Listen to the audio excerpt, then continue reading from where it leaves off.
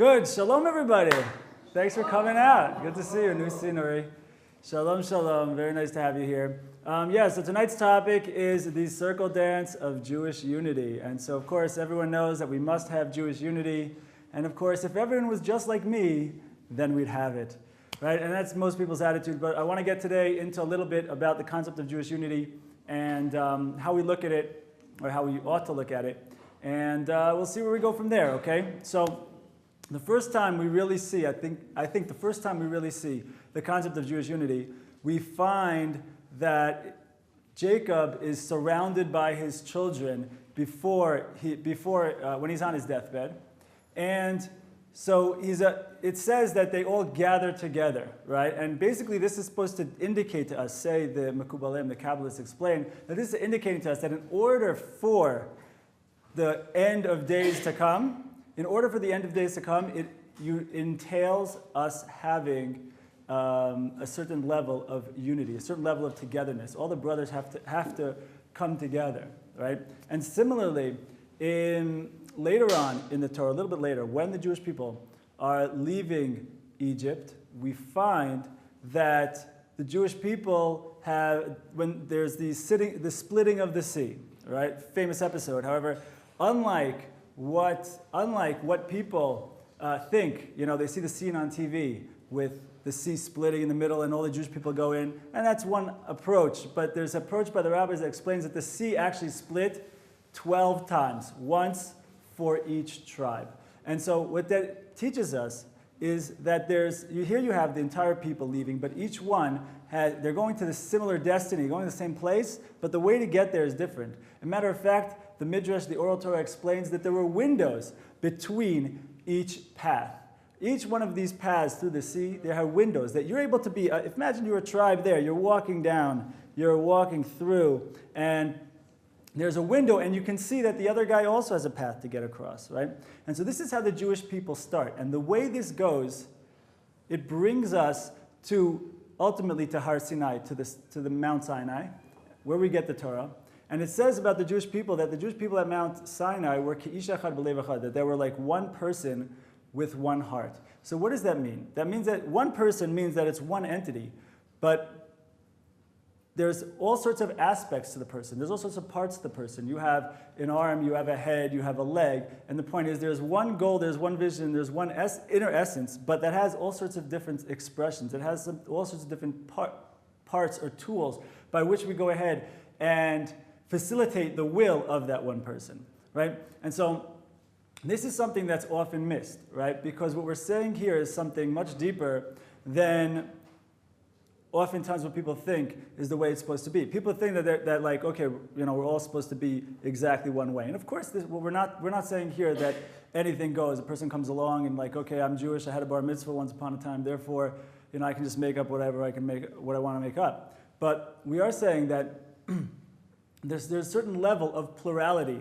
within Judaism. And for example, it's very well known that in the Talmud you had rabbis with all sorts of different opinions, right? You had Beit Hillel, Beit Shammai. But Beit Hillel and Beit Shammai, they have all sorts of different differences within the Talmud. But we find that they actually made sure to marry off their students one to the other. Meaning to say that you had someone from Beit Shammai making sure to marry off their kid or their student to someone from the other side. Meaning to say, they were trying to make a statement here that, like, yes, we have different opinions, we have different viewpoints, but we want to show a certain unity, that we're coming from the same place, right? That there shouldn't, God forbid, be a split in the Jewish people. It shouldn't become like there's two Torahs or two religions here. No, that these are two sides of the same coin, right? And so this is something that's super important, right? Because if not, then you have all sorts of splits, as unfortunately many times we see. And so it doesn't mean, though, that everyone's supposed to be one exact way, right? But it means that what real unity means is that we can have within ourselves a certain emphasis or something that we connect to, and someone else kind of connects to it different. Someone else could approach their passion or their relationship with God or what they feel they're connected to in a different way than maybe another person. So like, for example, like the army has this kind of thing, at least in the American army, and probably exists in all armies. Like, what's really the army? You know, some people like, especially like a famous college game in, famous football game in America every year, Army versus Navy, right? And like, they're like each one has their own pride. But like, it would be nonsense to say like, what's more important, the Army, the Navy, the Air Force? You tell me, right? Really, they're all important things and they're complementary. One does something more than the other. So how do you know if you go to the Army or you go to the Navy, you go to the Air Force? So either you or the Army, right, you or the military decides based on who you are and your skill set and your interest or your passion or what you're good at, like which one would be better suited for you. But of course, they're all aspects equally important of fighting for the same flag, all right? And so you find a similar concept just like this also within the Jewish people. Right? Within the Jewish people you find, matter of fact, the Kabbalists explain that each soul is rooted in its own unique place. So, for example, literally there's a Kabbalistic source which says it like this, that you have certain people that are rooted from the head, you have certain people that are rooted from the mouth, certain people that are rooted from the heart, certain people from the arms, certain people from the legs, meaning to say that each soul has its own unique place that it's rooted in, and that's going to lead to also what it's passionate about, what it's interested in, when it really feels its relationship with God. So like you might meet someone, and they feel like they're like okay, these certain mitzvot that I'm doing are good and nice and beautiful, but really, when I'm really feeling my passion, really feeling connected to God, when I'm really doing this whole religion thing, that's when I'm learning Torah. Then you'll have other people who have a totally different approach, totally different opinion, right? And they'll say, well, when I'm really feeling it, that's when I'm praying to God. When I'm talking to God, learning, okay. Right? When I do some mitzvah, okay, that's nice. But when I'm really feeling connected is when I'm talking to God, right? And so, of course, this goes also, you got your hand souls, right? So you got your head souls, your mouth souls, your hand souls, right? People maybe feel like they're really doing their relationship with God, really feeling connected when they're giving or when they're giving charity, right? And so who's right? Right? Of course, they're all aspects of the truth, and it's not that one's more right or one's more wrong, right? The point is that each person is coming to it because they are rooted in a certain place. And so, obviously, the point is to encourage that, right? And the people, at least who I personally connect to, the people who are more, I guess, universal, right, have their real path, right? We're not saying here not to have a path. A person has a strong path in terms of who they are, what they connect to, what they relate to, what outlook they feel or community they feel a connection to. But what we're talking about when we talk about real Jewish unity is to be able to be strong in that path, but also understand that other person also has that path, has their own path, right? That they're going to feel connected to and be strong with, and that's equally okay and equally wonderful and equally good, right? That just like when the Jewish people were walking through the sea, when the sea split, so I have my path, and I'm strong in that path. That's the path I'm going in. But to be able to look through the window and say, oh, this guy also has a path. That tribe also has a path. That's going to the same destiny. And the destiny, of course, is revealing God in the world. Right? The destiny is, okay, how can I go ahead, or how can we all go ahead and be the people we're supposed to be, right? And so this is really the story, essentially, when we're talking about Jewish unity. And it's very much like DNA. Right? It's very much like DNA. DNA, if you pull a strand of DNA from the head, or you pull a strand of DNA from the foot, so essentially it's the same, right? So how does it know when it's in the head to show up as a head, and how does it know in the foot to show up as a foot? Okay, so this is a longer story. In science, it's possible they have an explanation, and in Kabbalah, there's a spiritual explanation to this concept. I'm not going to go into it now, but the point is that we all have, it means to say that each DNA, each piece of DNA, strand of DNA, contains the whole within it. So every part contains the whole in a state of potential, right? And the question, why does it show up as a head in one place or a foot in another, is its particular expression, right? Based on the particular expression of the thing, that's how it shows up. But each part contains the whole within it. And so that means it's just a question of what's active and protruding to the front versus what's kind of, I don't know what the word passive, right? And laying back in the background, right? But the point is, how that relates to us as Jews is quite simple. And that is that what it's saying is that we have to exist on two levels, really. And that is, there is a universal holistic, relevant to everyone concept of bottom line Jewish law, or the way we go in Judaism, called halakha, right? And that's relevant to everyone, bottom line, right? So for example, in Judaism there's an idea that it's good to learn Torah a little bit in the morning and a little bit at night, all right? Another idea in Judaism is that we're supposed to pray a certain amount every day, all right? Another idea in Judaism is that you're supposed to give charity 10 to 20%, okay?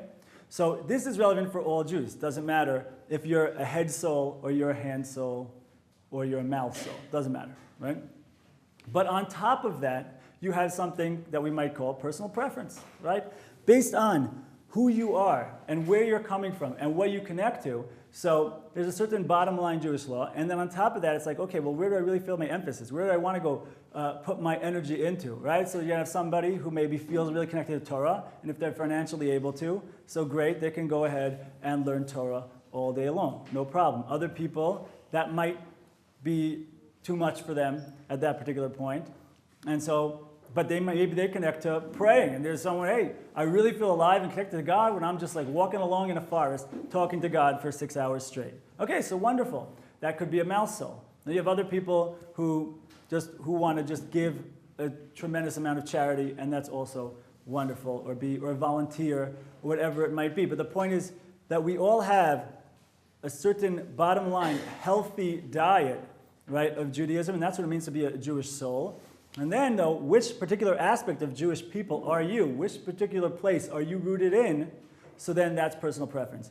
And so then everyone is a certain player in the story in this manner, right?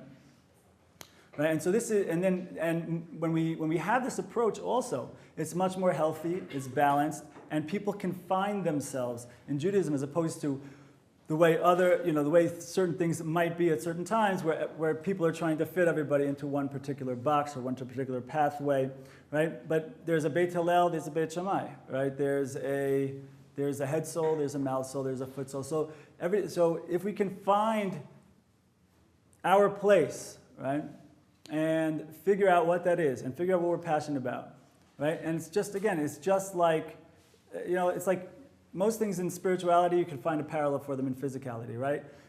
One of the ideas in Kabbalah is that the word Kabbalah is from the Hebrew word makbil, which means parallel, because everything here in this physical world is a parallel to a deeper spiritual reality. So just like we're saying this exists in spirituality, you can see this in physicality as well.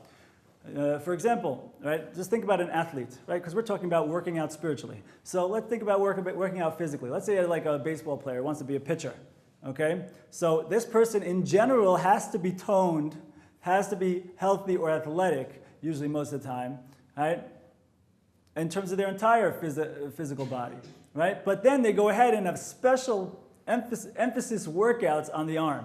I'm sure I don't know the science of it, I don't know the details, I was not a major league pitcher at any point in my life, but there's certain particular workouts that the pitcher is going to do that other players on the baseball team is not going to do. There are particular exercises and workouts that a quarterback of a football team will do that others will not do. And there are certain things that other people will do that the quarterback, it would be harmful for them to do. It's harmful for a quarterback to be able to have the level of strength that they're bench pressing, that they look like some other position in the football, like maybe some offensive lineman or something. That's not going to work out very well, right? So there are certain things in general, there's a certain balance of healthy physical living.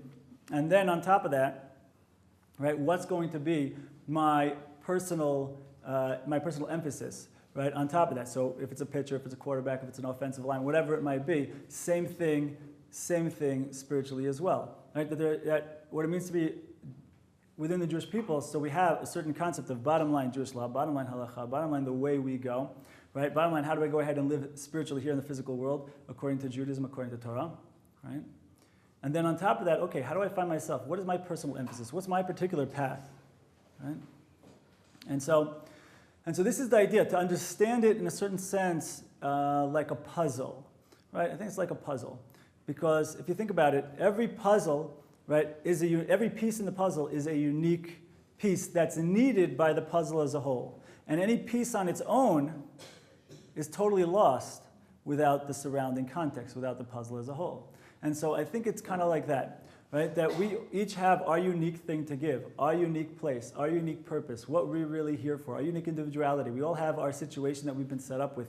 We are custom designed, right, with our own particular unique circumstances based on what our unique soul needs. And the whole point is, can I go ahead and live out my soul, live out my spiritual living, live out my godly essence, even here in this particular situation that I've been given, with the parents I've been given in, with the culture I've been put in, with the socioeconomic background that I've had, with the social upbringing that I've had, right? And can I go ahead and live that out in my own unique way? And so that's my piece in the grander puzzle of Judaism. And so therefore we're all different, right? It means that when you go ahead and fulfill a certain mitzvah, fulfill a certain Jewish positive thing, so it's totally different than when I go ahead and fulfill it, the same exact thing. Because it's not the same exact thing, because you're coming at it with your unique soul in your circumstances, and I'm coming at it with my unique soul in my circumstances. So while the outside action might look the same, the truth of that action is totally unique to each of us. And so this is really the story of what I like to call the circle dance of Judaism, circle dance of Jewish unity, right? Because the circle dance of Jewish unity means, at least to me, right, it's really based on a certain piece of the Talmud, right? That the Talmud says that in the end of days, in the end of time, in the future, there's going to be a circle dance in the sky, right? There's going to be a time where there's going to be a circle dance of the righteous, meaning to say that the righteous are going to get around, and there's going to be a circle dance, and in the middle is going to be God, right? Don't picture that, because you're not supposed to picture God. But this, conceptualize with me for a second, in theory, right? There's going to be a circle dance in the sky, and all the Jewish people are around, the righteous are around, and the whole point is, what's a circle? A circle means that everybody has his or her own unique viewpoint on the centerpiece, on the middle, right? And so the Talmud says that each of these righteous people are going to be jealous. They're going to be jealous of the canopy, jealous of the relationship that the guy next to him or the gal next to him or her has with God, right? You have an angle on God that I don't have. It's going to be a holy jealousy, right? But the beauty of Jewish unity is you're in a circle, right? So what do you do in a circle? You dance, you move along, right? And so everyone will have their own unique relationship with God, their own unique connection. And the good news is that if we're all unified, so then, like it says in the Jewish sources, Kol Yisrael Arevim Zeh Lezeh, each Jew is connected to every other Jew. And so that means if I'm unified, I can see out of your eyes and you can see out of my eyes. Right? The relationship that you created with God, and that's unique to you, and it is unique to you, you are that at your core, but I'm connected to you. So I can have a flavor of that too, and you can have a flavor of where I'm at as well. And this is the circle dance, I think, the circle dance of Jewish unity, is to be able to see the world in this way and to understand that, yeah, that's not only, people like to think like in future times there'll be no machloket and we're all, there'll be no differences of opinion and everyone's going to have the same opinion. I don't know necessarily that that's true, right? It means to say that each unique flavor has its purpose. Each unique angle has its purpose, right? There's an idea in Judaism that there were 600,000 Torahs given at Mount Sinai. That when God spoke to the Jewish people, that's one. But each of the Jewish people at their root soul level heard it in a different way, heard it as it was relevant to their soul, right? And so yes, Moshe Rabbeinu, Moshe is considered to be the all-inclusive. He got them all, fine. But each Jew has their own unique connection. And that's the point, and that's supposed to be that way, and that's the beauty of it, right? That's the beauty of it. And so this is a little bit the concept of the circle dance of Jewish unity. Questions? What do you people have to say? So if everyone has their own viewpoint on their own version of the Torah in like their mind in terms of their perspective, does that mean there is kind of is there still one ultimate truth? You walked in late, didn't you? Yes, I didn't. Yeah, you walked in late. So we said at the outset that, okay, for sure there's a concept of plurality, but it doesn't mean that anyone who just, grew up with a Jewish identity and had a quote-unquote bar mitzvah, that they now, whatever they say, whatever they feel goes, right? It's within a certain context. But the point is that we're talking that we need to draw a clear distinction between what's called halacha, bottom line Jewish law, and hashkafa, right, which is Jewish outlook within Jewish law, right? So that could be different. There are different communities a person can have identify with, or connect with within Torah community, within Torah, right? And so that's important, and that's something that people struggle with, especially at the beginning of their journey. It takes some time, it may take a few years, before they kind of clarify that, the difference between where halacha ends and hashkafa begins. And a lot of times, unfortunately, there are certain people or certain groups or certain organizations or whatever it might be that might blur that line, that might talk about hashkafa as if it's halacha. Okay, they talk about outlook as if it's bottom line Jewish law. And that causes problems. That causes people big problems, right? In many ways. So that could be a tough thing for a newcomer. But if they speak to the right people and they have the proper conversations that they need to have, then you can get some clarity on that. It just takes a little more time. And to surround yourself with healthy, balanced, holistic kind of people. And holistic has nothing to do with your food. It has to do with the way you live. Who's next here? It seems like there's kind of a level of objectivity relating to halachas and what we are required to do, and a level of subjectivity in terms of what our role is. This greater picture. Yeah, but I would even say in terms of what you're talking about in terms of halacha, in terms of Jewish law, even there's differences of opinion, right? So even there, you can say that there's a certain level of subjectivity, right? Like I'll just give you an example. I don't know if I'm cutting off your question. Just hang on if you have the other half of your question. But I'll just give you an example that once I was kind of trying to, certain person who's kind of new to Judaism, so I was kind of trying to work out with them. There was something that they were going to take on, that there were two opinions, right? And one of them would have been significantly easier for them to do than the other opinion. And so I suggested to a certain rabbi who was also associated with this person that just tell her to do this other thing that's like more lenient or whatever, right? The guy looked at me like I was from Mars, okay? Because despite the fact that this opinion clearly exists, since it wasn't from that person's particular outlook, so the guy looked at me like I was like, I don't know. So that's unfortunate. Like a person who's involved in, what's called a posek in Jewish law, right? Like a halachic decider, a Jewish law decider.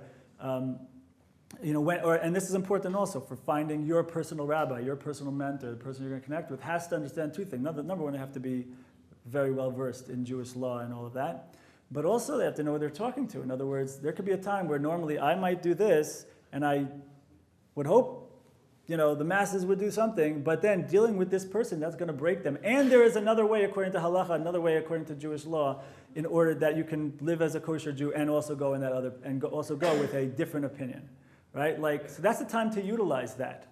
Okay, that's the time to utilize that. It's not like, I'm doing a less good situation. No, in this situation, that's the best thing you can do, because the other thing isn't going to work out well, and you don't need to do it. And so that in that situation, that's the ideal. You should do that. It's not like what they call in Jewish law b'diavad. It's not like a lesser or worst case scenario. No, that's the ideal. In this situation, that's the ideal, right? Person's you're gonna go give. Person has a medical emergency. On Shabbat. Let's keep it happy, right? Person needs to go give birth on Shabbat, right? So, I have to pick up the phone. But no, that's the idea. Like in that situation, okay, that's what trumps. That in that situation, that trumps not picking up the phone to make the phone call. So this is we have to understand. It also pays to be well versed in Jewish law, so you can know the different things that are out there, and you can know when to utilize what. Right? It's complicated, but it's a good idea to check out. Right? Okay, now go ahead. Now, what did you want to say? I was also getting towards like the idea of objective truth. That's kind of the piece of objectivity. I know I said Walker, but that's really kind of what I had in mind. Which was the same thing you said. The other piece of it, the individual piece of it. I know all six of us are out here trying to figure out what our piece of that is and what we're all meant to do and what our contribution kind of to the greater truth is. And the question is, how do you, one, go about figuring it out? And two, the likelihood that you really totally figure it out ever in your life is really zero. You're never going to totally get it. So at what point can you decide, okay, I got it close enough and now I'm ready to run with it?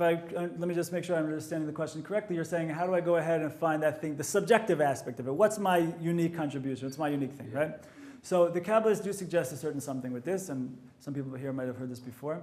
And that is very simply, what is that thing, not always is it easy, but sometimes it is. What is that thing that you are extra passionate about, to the point that you're passionate about this positive thing more than is normal, right? Like you're extra passionate about, and by the way, the reverse is also true. Reverse also true.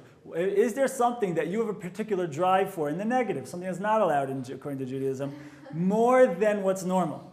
Right? More than I give you my classic example I love to give, I've said over a few times recently, is when I was growing up, when I was in high school, there's this guy that I knew in high school, that this guy, he could not walk into a 7-Eleven without walking out with like a bag of Doritos or something under his leather jacket. You know, he didn't need to steal. He just couldn't walk out without stealing anything. Now, listen, there might be plenty of people here who is like, yeah, I'd like to steal stuff, and I walk in, and sometimes I see the guy go to the back, and I'm like, hey, anyone could just jack this thing right now.